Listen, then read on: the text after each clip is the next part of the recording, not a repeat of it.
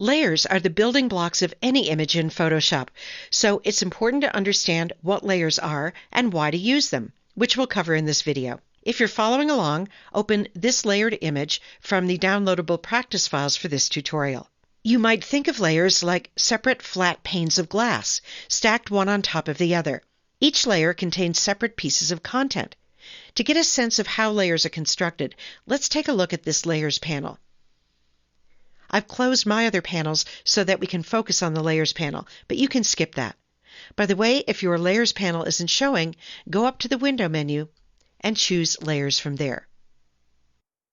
The Layers panel is where you'll go to select and work with layers. In this image, there are 4 layers, each with separate content. If you click the eye icon to the left of a layer, you can toggle the visibility of that layer off and on. So I'm going to turn off the visibility of the tailor layer and keep your eye on the image so you can see what's on that layer. I'll do the same for the cloth layer and for the pattern layer. You can see that the bottom layer, the background layer, is filled with white because this image started with a new blank image preset with a white background. Let's turn on all the other layers again by clicking in the empty box just to the left of each layer to add the eye icon back in. Now let's take a look at just one layer, the tailor layer.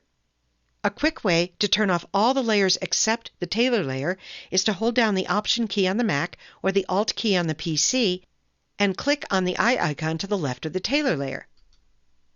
In the document window, you can see that this layer contains just the one small photo surrounded by a gray and white checkerboard pattern. That pattern represents transparent pixels, which allow us to see down through the corresponding part of this layer to the content of the layers below. So let's turn that content back on by going back to the Layers panel, again holding the Option key on the Mac or the Alt key on the PC, and clicking on the eye icon to the left of the tailor layer, and all the other layers and their eye icons come back into view. So again, you might think of layers like a stack of panes of glass, each with its own artwork and in some cases transparent areas that let you see down through to the layers below. The biggest benefit of having items on separate layers like this is that you'll be able to edit pieces of an image independently without affecting the rest of the image. Follow along with this example to see what I mean. Let's say that you wanted to edit or move just the small photo of the cloth being cut. To do that, you'd have to select the layer that contains that photo. Go to the Layers panel and click on the cloth layer, just to the right of the layer name. Now that the cloth layer is selected, any editing you do will affect only that layer. For example, go to the Tools panel and select the Move tool, and then click on the cloth photo and drag, and only that photo moves, because only that layer is selected. And this applies to other kinds of edits too. For example, if you painted on the image or applied a filter, as you'll do later in this tutorial series, those edits would affect only the selected cloth layer and not the rest of the image. By the way, there are some editing activities like moving layers that you can do to more than one layer at a time. And to do that, you need to select more than one layer. Over in the Layers panel, we already have the cloth layer selected. If you don't, click on that layer. To select the tailor layer too, hold down the Command key on a Mac or the Control key on a PC and click on the tailor layer. With both layers selected, you can click and drag either of those photos and they'll move together. Now here's a bonus tip. With the Move tool selected, take a look at its options bar and you'll see this option, Auto Select Layer, is checked. With that option checked, clicking anywhere in the image will automatically select the top layer at that location that contains content.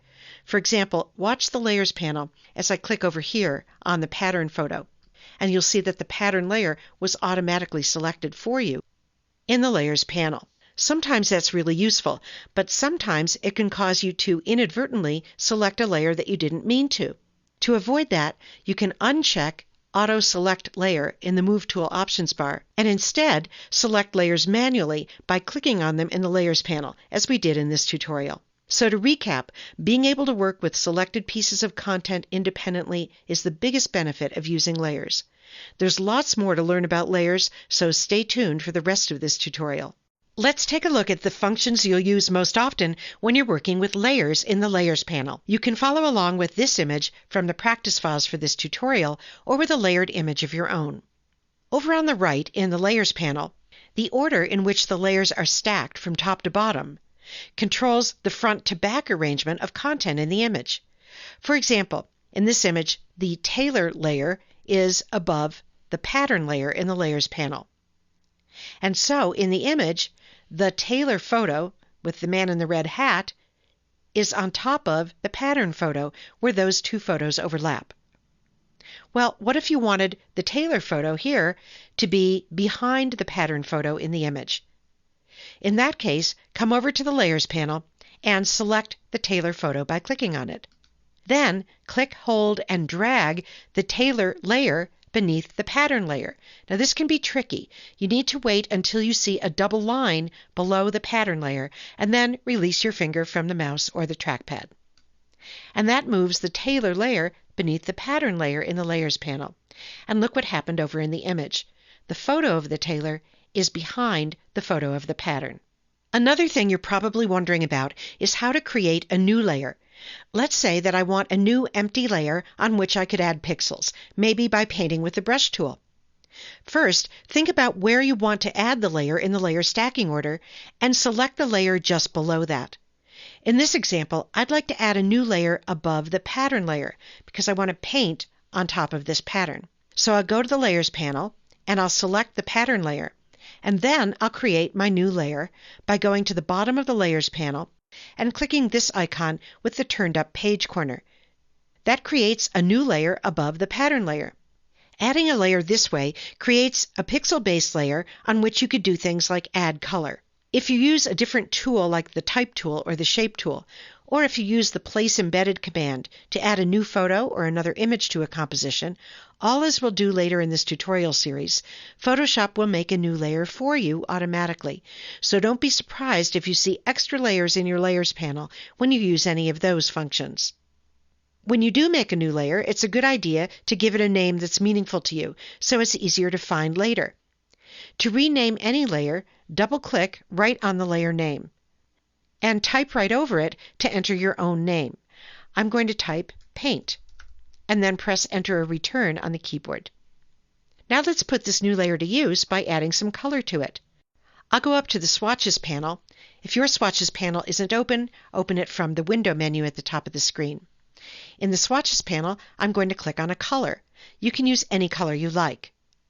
And then I'll move over to the Tools panel, where I'll select the Brush tool. I'll go up to the Options bar for the Brush tool, and I'll click on the Brush Picker, where I have a size slider that I can drag to the right to change the size of this brush. And then I'll move into the image, and I'll start to paint, and the Brush Picker closes as I paint on the pattern. Because the paint is on its own layer in the Layers panel, you have lots of flexibility to edit that paint splotch without affecting the rest of the image. As just one example, you could change the opacity of the paint layer. With the paint layer selected, I'll go up to the top of the Layers panel, and I'll click the arrow to the right of Opacity, and then I'll drag the Opacity slider to the left. Keep your eye on the paint splotch as I do this, and you can see that it gets less and less opaque or more transparent. I'll click off of the Opacity slider in a blank area to close that slider. That's a simple way to blend the content of two layers together. Finally, what if you decide that you don't want the contents of the new layer at all? You can delete that layer or any layer by selecting it and then pressing the Delete key on a Mac keyboard or the Backspace key on a Windows keyboard. And don't worry, you can undo that by pressing Command+Z on the Mac or Control+Z on a Windows keyboard. And here's a bonus tip. There are even more layer-related commands located in the panel menu, which you can access by clicking this little menu icon at the top right of the Layers panel.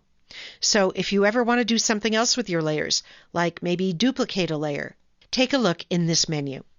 So that's how to use some of the most common layer functions: changing layer stacking order, creating a new pixel-based layer, changing layer opacity, and deleting a layer. When you're making a multi-layered design, you may need to resize the content of a layer, as opposed to resizing the entire image. To do that, you'll use a transform command. If you're following along, you can use this image from the practice files for this tutorial, or you can use your own multi-layered image. Let's say that we want to make this photo of sewing tools smaller. The first step is to go to the Layers panel and select the layer that contains that photo, which is the Tools Photo layer. I'll click on that layer to select it. Then go up to the Edit menu and choose Free Transform. That puts this border around all the contents of the selected layer. So if there were more artwork on the same layer, all of it would be encompassed within that border and all would be resized together. Now usually you don't want to distort an image as you resize it. To avoid that, hold down the Shift key to constrain proportions as you click on any edge or any corner and drag in to make this photo smaller or out to make it larger. By the way, it's fine to make layer content smaller, but in most cases, it's best not to make pixel-based content, like a photograph, a lot bigger than the original, or it may look blurry. The last step is to accept the change that you made with the Transform command. One way to do that is to go up to the Options bar and click the big check mark that appears there whenever you use Free Transform. And that's all there is to it. Another thing you can do is to resize the content of more than one layer at a time. This can save you time and can help you to resize multiple images by the same amount.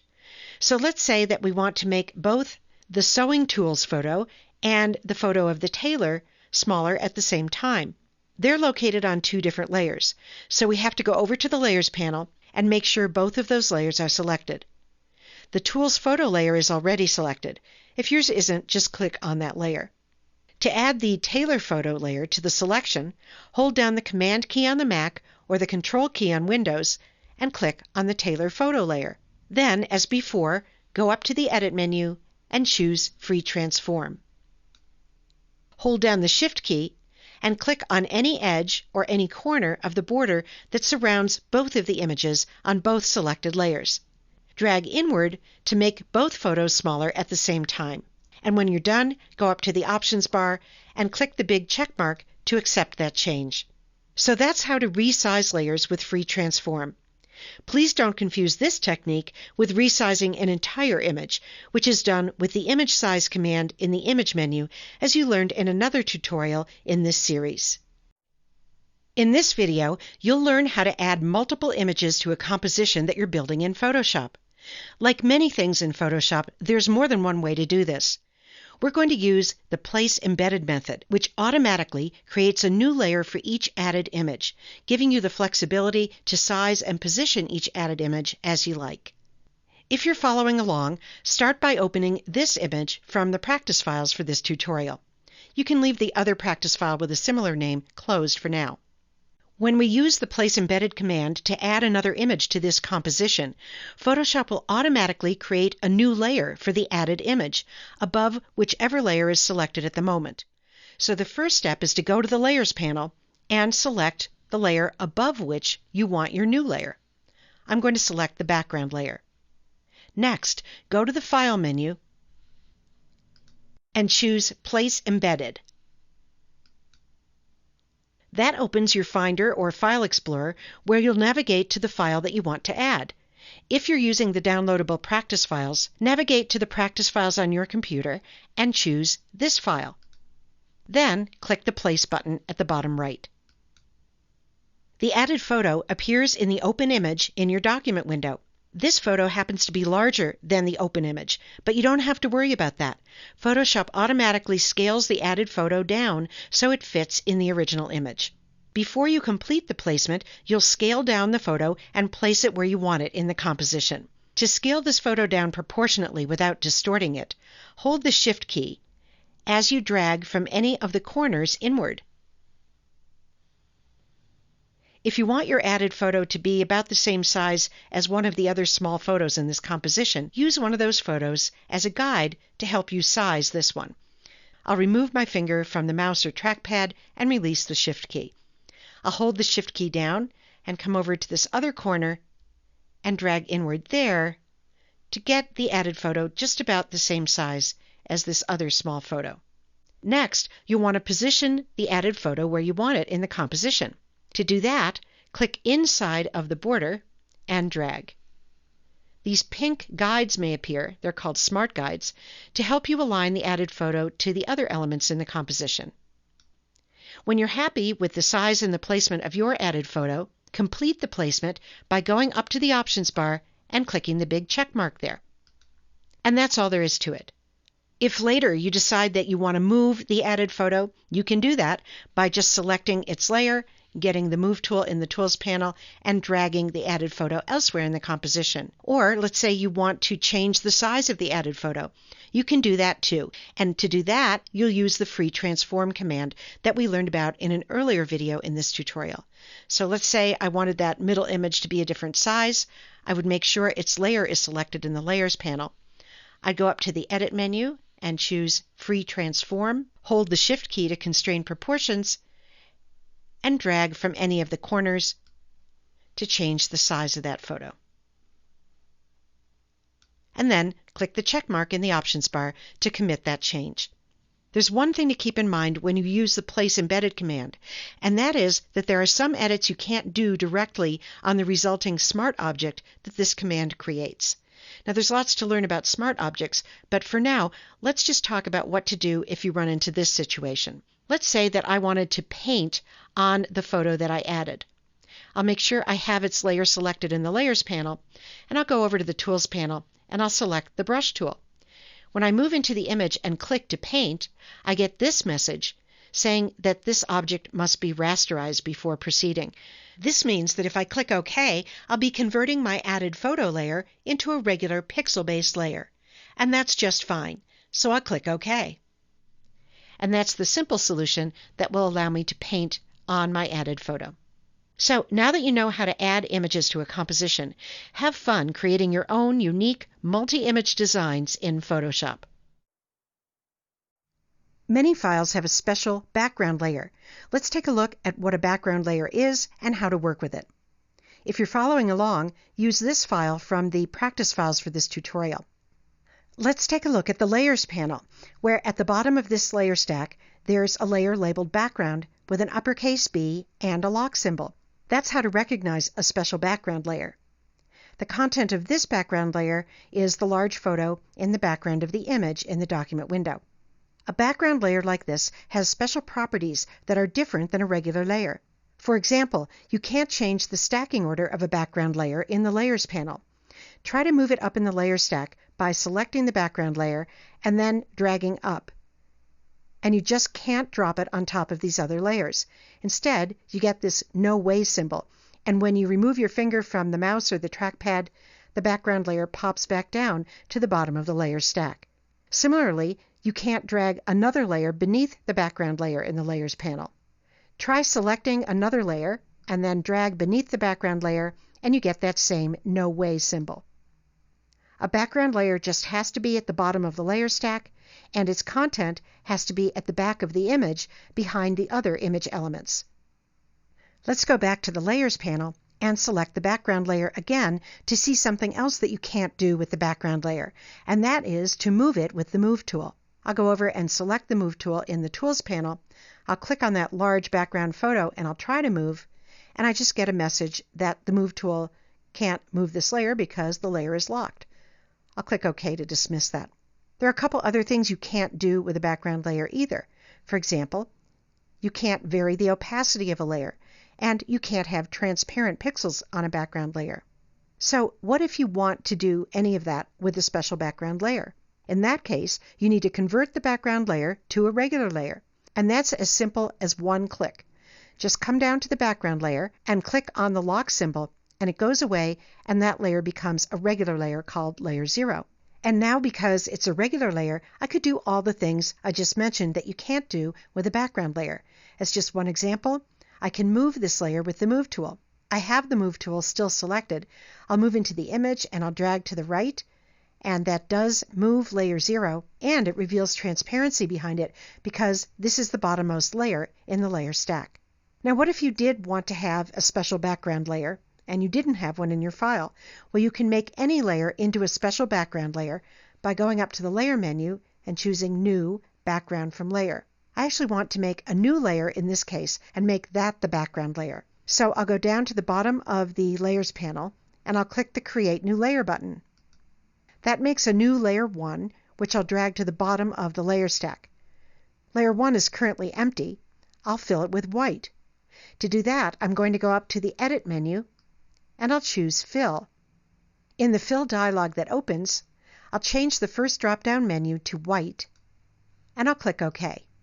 And now we have a white layer at the bottom of the layer stack. To change that into a special background layer, I'll go up to the Layer menu and choose New, Background from Layer. And now that layer is locked. I can't move it or do the other things that I mentioned.